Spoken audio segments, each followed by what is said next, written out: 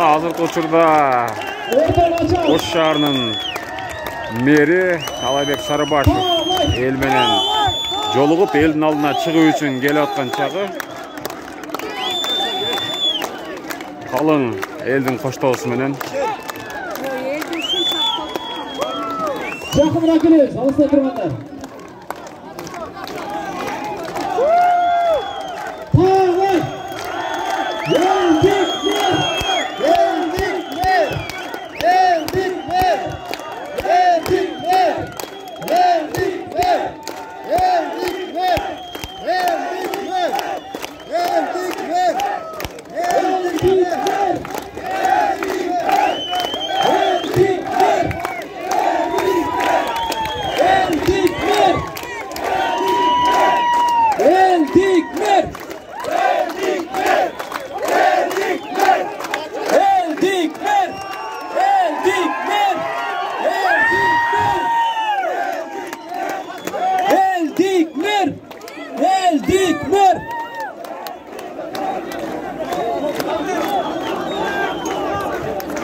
Елдікмер! Елдікмер! Елдікмер!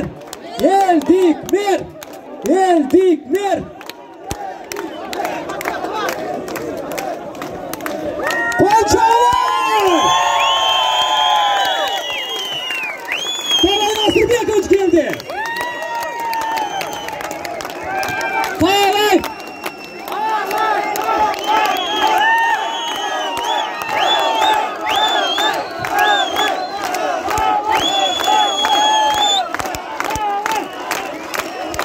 Талай Насырбекович шаһардың тұрғындарына сөйлей.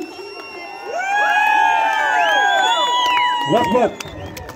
Саламатсыздарбы, урматтуу мекендештер, урматтуу шаһардын тұрғындары. Мен биринчиден сіздерге чоң ыраазычылык билдирем. Ушинтип мына элдин үнүн уктум мен кечетен бери соцсеттерден. Мага канча деген миң деген адамдар geçe kayırılıp atıştı. Geçe ушул жерге колдоп келди. Бирок мен geçeki келген элдердин ар бир адамдын коопсуздугун, ошолордун өмүрлөрүн ушул эки ортодо чагылышы болбосун деп geçe мен ошол жерден чыгып турдум.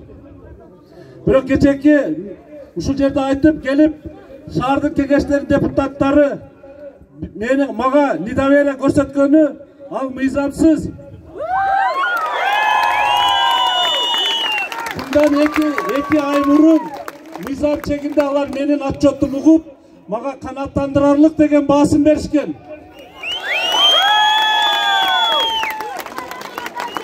Биринчиден мыйзам боюнча депутаттардын мөөнөтү бүткөн, алар 4 жылга гана шайланат. 4 жыл деген мөөнөтү бүткөн алардыкы. Geçe mıйзамсыз ишке барыштылар. Ошон үчүн мен сиздердин geçeki келген элдин коопсуздугун дагы бир жолу кайталайм. Сактап мен кече ошол кадамга барып турдум, мен бирок толук мыйзамга ишенем. Мен канча деген ушул революцияларда мен дагы болгонмун. Мени алай жеринде аким кылабыз дегенде мен 2 революциядан отказ бергенмин. Алтындын башында аттын башында алтын берсеңер дагы мен мыйзамсыз келбеймин. Мен мыйзам жолунда шайланып келем деген адаммын. Пешене мекен шайланып алайдын эли үчүн райондо иштеп, областта иштедим, мыйзам жолунда шайланып. Шаарда мен келип, жөнөкөй эле келип мыйзам салып алган жокмун. Мени ошол азыркы кечеки недоверие көрсөткөн депутаттар бир добуштан шайлап беришкен.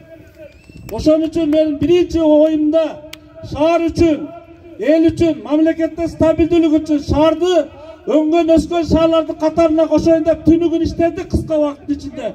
Буйруса насип кылып ушу иштеп турсак, менин оюм бир эле. Элге таза, адилеттүү, калыс иштеп бериш, шаарды өнүктүрүш, башка менде максат жок. Мен эл менен мындайм. Ошон үчүн мен дагы бир жолу сиздерден суранам. Бардыгы мыйзам таласында чечиш керек. Бул күндөр дагы өтөт. Мен кече дагы айткам, ушул жерге 2 жолу чыгып сүйлөдүм. Кече дагы айттым. Бұл күндерде өтөт. Biz бардығыз bir elдің, bir жұрттың адамдарыбыз. Ертең бардығыз ошо креслодан түссөк, жөнөкөй Кудайдын пендесибиз, biz ошону унутпашыбыз керек. Мен ал дайым унутпаймын. Biz эч качан креслого жабышкан адам эмеспиз. Мен сиздердин араңардан кыйынчылыкты көрүп, Россияда 10 жыл, 15 жыл иштеп келип, пешенемеке мына элге кызмат кылуу, мамлекетке кызмат кылуу, мына эл үчүн иштеп атабыз буйруса. Ошон үчүн мен дагы бир жолу суранам, ушул турган элдерден, шаардыктардан, шаардын конокторунан, биз bir элдин, bir шаардын тургундарыбыз, эч качан биз бири-бирибизди түртүп, тополоң жаңжалга барбашыбыз керек. Кызмат табылат, пешенесиз жазган адам болот, иштейт дегендей. Ошон үчүн дагы бир жолу мен сиздерди сабырдуулукка, мыйзамдуулукка чакырамын. Мени бир эле суранычым, силердин өмүрүңөр, биз пешенебиз насип кылса иштейбиз. Мага эң негизги силердин ар бир жарандын коопсуздугу. Ошон үчүн тынч болгула, аман болгула.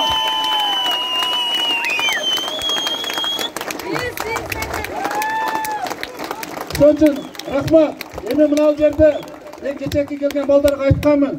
Бардыгы мыйзам чегинде болуш керек. Кырдаалды эске алып мен чыгып турдум.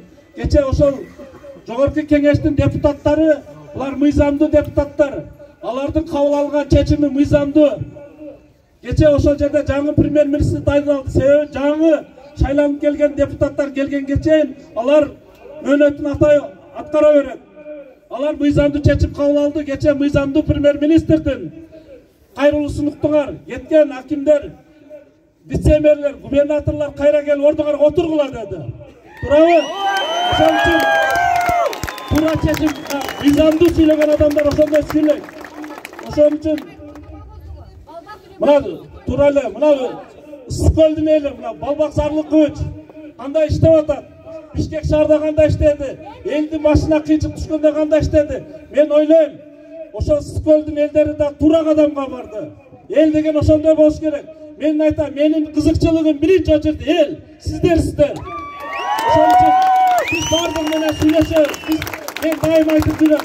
Мен кеткен мэрлерди дагы ошолордун иштерин аткарып атам деп мен алар жокто дагы, креслодо отурганда дагы айтып жүргөм. Мен эч качан мен кеткен адамдарды мен жамандабаймын.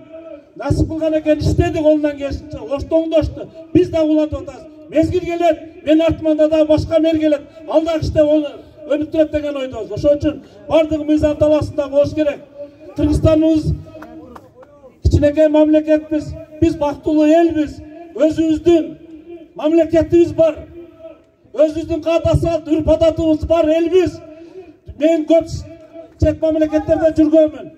Дүйнө жүзүндө 35 миллион, 40 миллион халкы бар адамдар мамлекеттүүлүккө жетпей, мамлекетке зар болуп жүрүшөт. Ошон үчүн түбү келип, ар бирибиздин кылган иштерибиз элге тийсин. Пайдабыз мамлекетке тийиш керек. Мындай ызычуу менен эчтеке бүтпөш керек туугандар. Бардыгы мыйзам талаасында бүтүш керек. Кудай буйруса мына мен бардыгын мына жерде турган, ичинде турган балдарга да кайрылам. Мен кече ушу элдин коопсуздугун, ушулардын бир жеринен кан чыкпаса экен деп туруп, мени колдоп келген балдарды, сыртта турган адамдардын бардыгынын коопсуздугун эстеп, мен өзүм жакшына кылып, дагы отуруп тургула дедим. Азыр мен ошо ичинде отургандарды дагы айтып коем. Мыйзамдуу чыгып турушсун.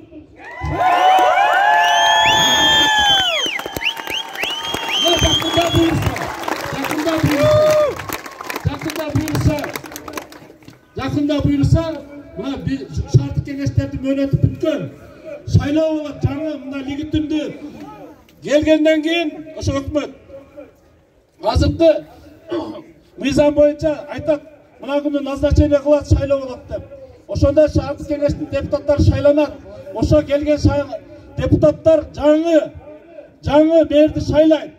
Эгер шайлап берсе ошолор мен кайра иштешим мүмкүн. Бирок мен эгер коюп жеңилип калса, мыйзамдуу келген мэр иштеш керек, аны колдошубуз керек бардыгыбыз. Мындай келип